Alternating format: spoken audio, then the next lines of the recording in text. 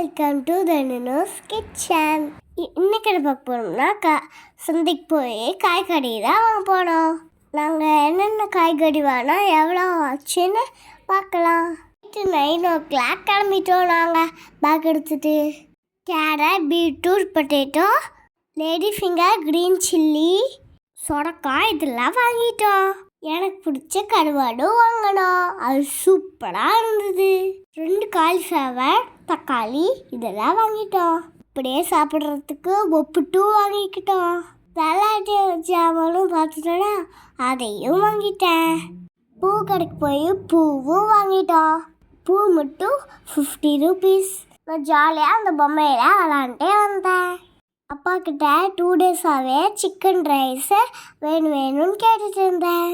அப்பா சந்தையெல்லாம் வாங்கிட்டு நேராக கடைக்கு போயிட்டோம். சில்லி சிக்கனும் ஒரு பிளேஸ் சொல்லியிருந்தோம். நைட்டு சிக்கன் ரைஸ் சாப்பிட்டு வீட்டுக்கு போயிட்டோம். இவ்வளோ டேஸில் நான் இன்னைக்கு தான் கொஞ்சமாக சாப்பிட்ருக்கேன்.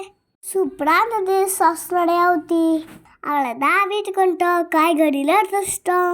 காய்கறி ஒரு கூடு 20 ரூபா, 60 rupees. தக்காளி 2 கிலோ 40 ரூபா, கருவாடு 100 ரூபா, காலிஃப்ளவர் 40 ரூபா, கொத்தமல்லி தழை 10 ரூபா, பூ 50 rupees, உப்புட்டு 20 rupees. மொத்தமாக மார்க்கெட் வரவங்க செலவு சிக்கன் ரைஸ் இல்லாமல் 420 rupees. உங்கள் வீட்டில் என்ன வாங்குவீங்க, எவ்வளோ ஆகும்னு கமெண்ட் பண்ணுங்க.